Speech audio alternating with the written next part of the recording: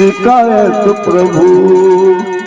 आओ भैया भैया भटक रहा है,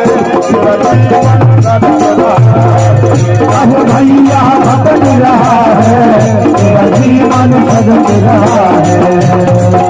कहीं होना चाहिए शिकायत प्रभु, अब नहीं होना चाहिए शिकायत प्रभु से, शिकायत प्रभु से। अब भैया भटक रहा है, तेरा जीवन सड़क रहा है। अब भैया भटक रहा है, तेरा जीवन सड़क रहा है।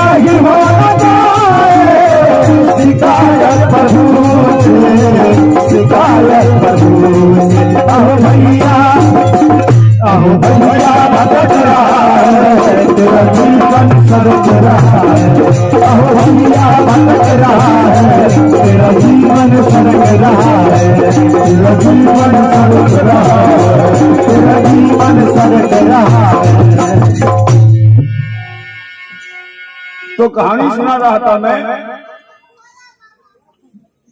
कि भगवान वापस आके पूछा राजकुमार से कि क्या बताना चाहते हो, तुम तो आंसू बहा के सारा खेल बिगाड़ दिया।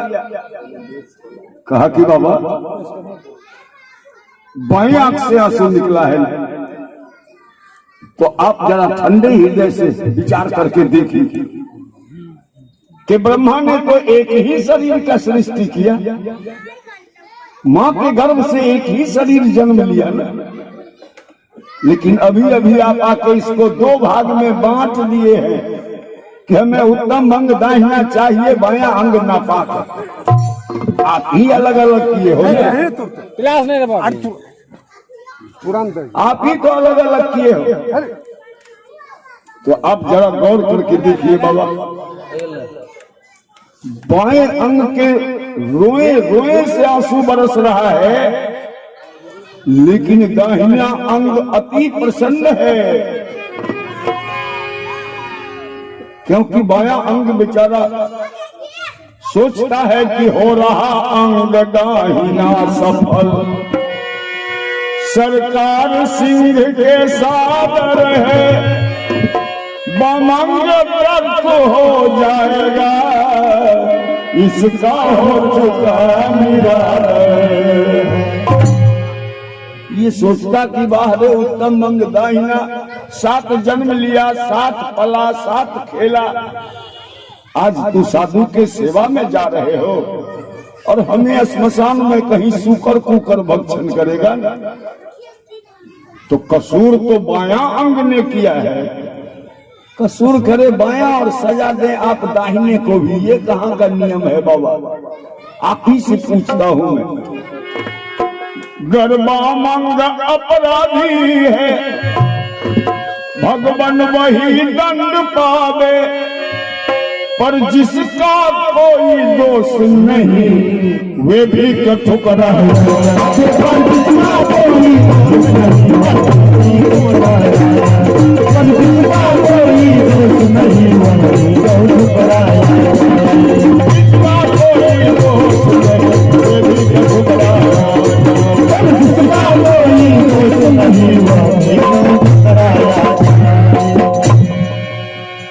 भगवान का ये मोरोध्वज उठो और चलाओ आरा, अवश्य भोजन करूंगा।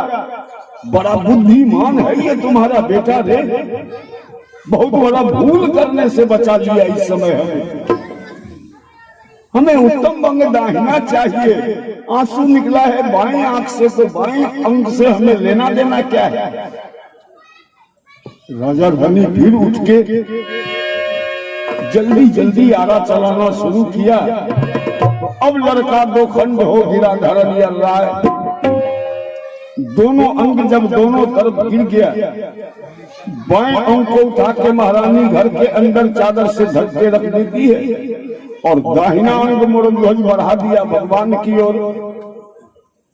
भगवान का हमें जानवर समझ रहा है क्या तुम मोरोध्वज? मैं पहले ही कहा कि सिंह को भी जानवर नहीं समझो, तुम तो हमें भी जानवर ही बना रहा है। सीधा अंग उठाया और बढ़ा दिया, ये कहां ले जाऊं, इसका क्या करूंगा मैं? अब क्या करना है बाबा? कहा जिस विधि विधान से मांस तैयार होता है ना, विधि पूर्वक इसका मांस तैयार करवा। कहा कौन विधि जानता है बाबा? दरबार को कौन कहे, समूचे राज्य में कोई विधि नहीं जानते। मेरा समूचा राज्य सारा प्रजा सत्य और अहिंसा का कट्टर पुजारी है बाबा, किसे विधि का पता है? कहा दूसरा तो कोई छू ही नहीं सकता, बनाएगी तेरी महारानी और विधि में बैठ के बतलाता हूं। दाहिने अंग के टुकड़े टुकड़े न कटवा दिए थे भगवान महारानी के हाथों। कराह में दे के चूल्हे पर चढ़वा के विधि विधान से मांस जब तैयार हो गया, कहा तो इसे 5 थाली में परोस के पंक्ति में रख दो। 5 थाली पंक्ति से रख दिया गया। अब एक पर सिंह को बैठा दिए भगवान और एक पर खुद बैठ गए। कमंडल से जल लेके कुछ मंत्र पढ़े, भोग लगाए। अब 3 थाली और है। कहा एक एक थाली राजा रानी तुम भी आके पकड़ो। कहा मेरे बेटे का मांस है बाबा, हमें भी ग्रहण करने को कह रहे हैं आप? कहा देखा नहीं, भोग लगा चुका हूं, अब ये माँ भैरवी का प्रसाद है मोरोध्वज, किसी का मांस नहीं रहा ये। देर करोगे बैठने में तो मैं भी खड़ा हो जाऊंगा। राजा रानी भी जाके एक एक थाली पर बैठ जाते हैं। 5वां थाली अब भी बचा हुआ है। भगवान का इस पर तेरा बेटा बैठेगा मोरोध्वज, बेटे को भी बुला लो। अब किस बेटे को बुलाने को कह रहे हैं बाबा? अब कौन बेटा है हमारे पास? एक ही तो पुत्र था जो आपके थाली में मौजूद ही है, तो इस थाली पर बैठने कौन आएगा? भगवान का इसका मतलब तुम निर्वंश हो चुके हो मोरोध्वज। ऐसे निर्वंश के दरवाजे भी मैं पार नहीं कर सकता हूं कभी, पहले बता देना चाहिए तुम्हें।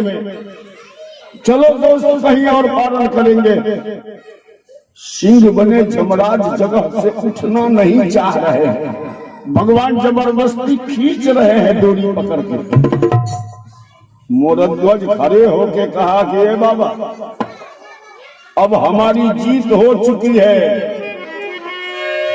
मैं जीत गया हूं और आप हमसे हार के भाग रहे हैं।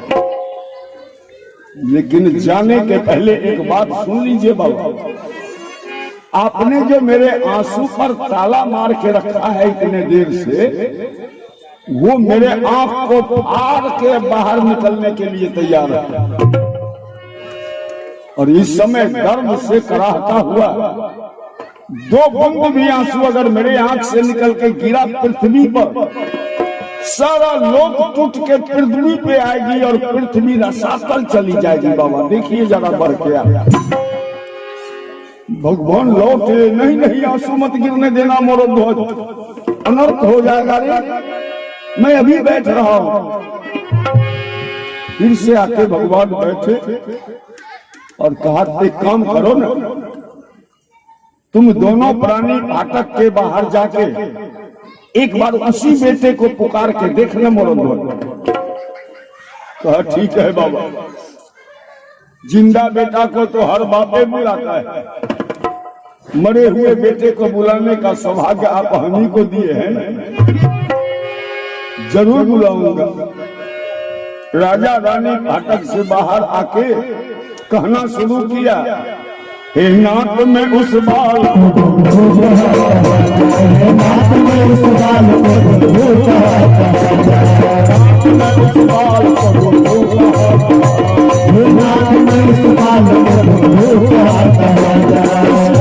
अपने हाथ से तो कत्ल कर दिया, विश्व में अपने हाथ से तो कत्ल कर दिया, अपने हाथ से तो कत्ल कर दिया, विश्व में अपने हाथ से तो कत्ल कर दिया।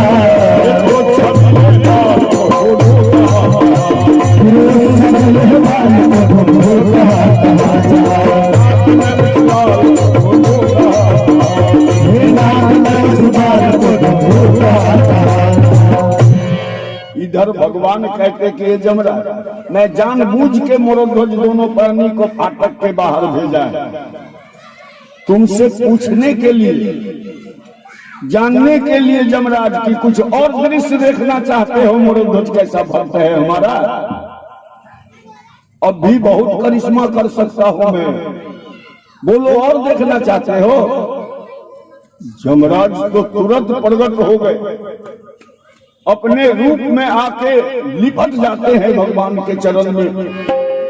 नहीं नहीं प्रभु, अब क्षमा कर दीजिए अपने भक्त को, बहुत तपा दिया आपने अपने भक्त को मालिक, मैं कभी नहीं सोचा था कि आप इतना भी कठोर हो जा सकते हैं भगवान। सत्य कहते भक्त आपके बारे में कि वज्र टूट जाते जब रूठ तुम जाते, मैं तो मोरध्वज से कब का संतुष्ट हो गया था, लेकिन मैं बोलता कैसे, आप तो हमको जानवर बना के सिंह बना के बैठाए हुए थे, बोलने का मौका कहाँ मिला हमें, अब क्षमा कर दीजिए। भगवान कहा कि उसे तो क्षमा कर दूंगा, लेकिन जमराज तुम्हें माफी नहीं मिलेगी, तुम्हारे कारण मेरे भक्त को बहुत कष्ट भोगना पड़ा है ना, तो तेरा फैसला यही करवा देता हूं, अभी बुलाता हूं सुदर्शन को। सुदर्शन का नाम लिया कि एक तरफ ब्रह्मा और दूसरे तरफ भोलेनाथ आके खड़े हो गए। नहीं प्रभु क्षमा कर दीजिए जमराज को, ये काल है, इसका रहना आवश्यक है, ये आपके भक्त का जांच करवा के भक्त का महत्ता बड़ा ऊंचा उठा दिया है ना प्रभु। धर्म ग्रंथ में स्वर्ण अक्षर से नाम लिखा जाएगा मोरध्वज का, और जुग जुगांतर तक बच्चे बच्चे गुणगान करेंगे इसके नाम के, कितना महत्व ऊंचा उठा दिया है।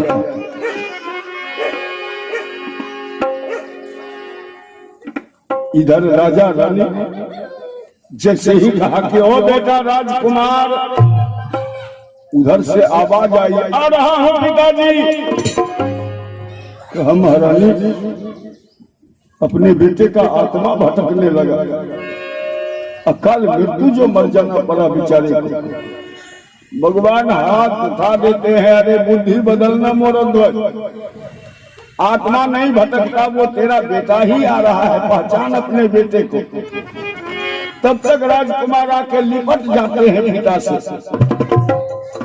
मोरध्वज कहा ये तो अपना ही बेटा है महारानी, ताम्रध्वज है ये, इसका मतलब आया समझ में कुछ तुम्हें। घर में वो कोई महात्मा नहीं है महारानी, महात्मा के वेश में पूर्ण परमात्मा का आगमन हो गया है, दूसरे के बस की ये बात नहीं है। जिस बेटे को दो भाग में चीर दिया, सदैव मेरा बेटा मेरे पास खड़ा है, जल्दी चलो महारानी, उनके असल स्वरूप का दर्शन करके चरण स्पर्श जरूर करना चाहिए हम सबको। राजा रानी राजकुमार तीनों बड़ी तेजी से प्रवेश करते हैं राज दरबार में। वहां देखा ब्रह्मा विष्णु महेश, बगल में जमराज चारों सर झुकाए हुए खड़े हैं। लपके मोरध्वज कि मैं जाके भगवान के चरण में गिर जाता हूं, तब तक भगवान ही जल्दी दिखला दिए। भगवान खुद 2 कदम आगे बढ़ते और झुक जाते हैं मोरध्वज के चरण की ओर। अरे तू इतने ऊंचे पद पे हो, राघव का मस्तक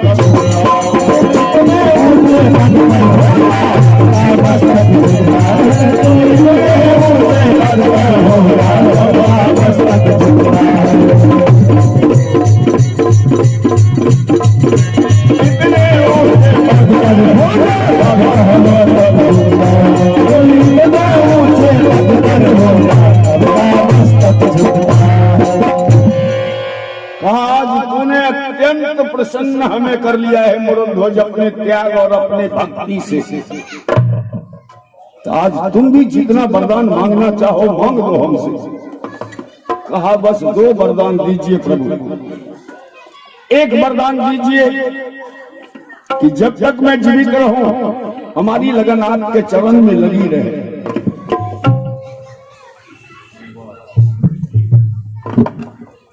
जय हो बाबा बाबा बाबा बाबा।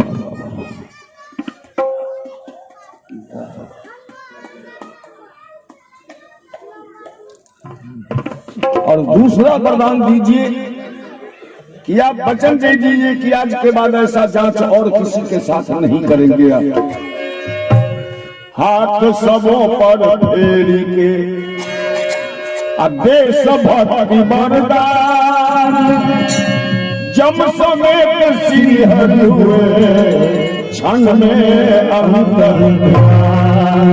तो ये कहानी ये कहानी भगवान ये कहानी भगवान भगवत्सल भगवान की